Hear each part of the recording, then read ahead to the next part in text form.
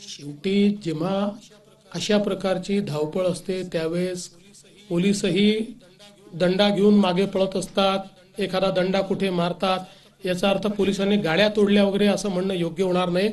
मला असं वाटतं की किमान या बाबतीत तरी विनाकारण पोलिसांना टार्गेट करणं अतिशय चुकीचं होईल. पोलिसांनी नीट काम याच्यामध्ये केलंय, पोलिसांनी मार खाल्लेला आहे, त्यामुळे पोलिसांची बाजू आपण घेतली पाहिजे.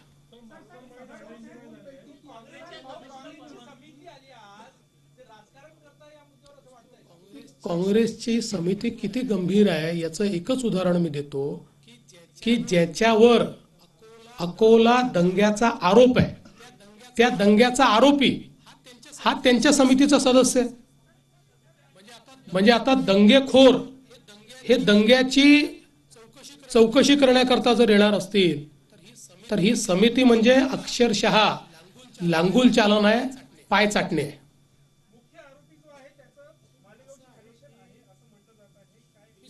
मी सांगितलं मगाशी सांगितलं त्याच्यावर. बघा असं आहे की याच्यातला वेळ इतका कमी आहे, ही घटना आणि त्याच्यानंतर झालेला, की त्याच्यामुळे खूप इंटेलिजन्स आपल्याला मिळवायला वेळ होता आणि प्रिपेअर करायला वेळ होता, असं परिस्थिती काही दिसत नाही. हा असं म्हणू शकतो आपण की अधिक चांगला इंटेलिजन्स मिळवता आला असता. फेल्युअर असं नाही म्हणता येणार.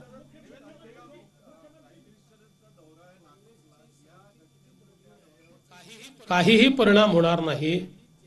आता तुम्ही नागपूरच्या आहात, नागपूर शांत आहे, काही अडचण नाही नागपुरात. आणि जी घटना झाली ती घटना एका भागात झालेली आहे. 60, 70, 80% नागपुरात काही घडलेलं नाही. लोकांचं जनजीवन पूर्ण सुरक्षित आहे, त्याच्यामुळे तो दौरा नीट होणार.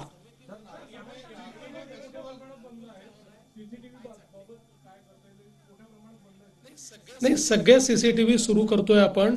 त्याचं आपण त्याला पैसे देखील दिलेले आहेत, त्याची एजन्सी पण नेमलेली आहे. जे बंद आहेत ते सुरू होतील आणि आता नव्याने अजून त्याच्यामध्ये ॲडिशन देखील करतो.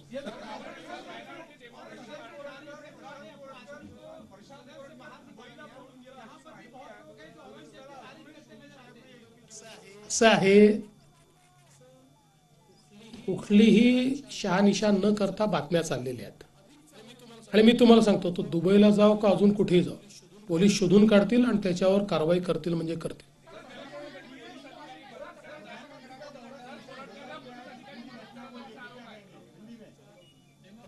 प्रधानमंत्री जी का दौरा जिस प्रकार से तय हुआ है उसी प्रकार से होगा. आप सब लोग जानते हैं नागपुर में शांति है. 80% नागपुर के इलाके में तो इस दंगे का कोई असर भी नहीं था, 1 मिनट के लिए भी नहीं था. ये कुछ एरिया है जिस एरिया में ये एक प्रकार से कॉन्सेंट्रेटेड था और वहां पर भी अभी शांति है.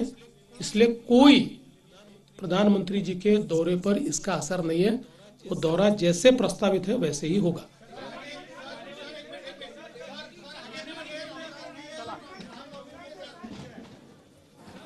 पंतप्रधान मोदींचा दौरा नियोजितपणे होणार असल्याचं मुख्यमंत्री फडणवीसांनी म्हटलेलं आहे.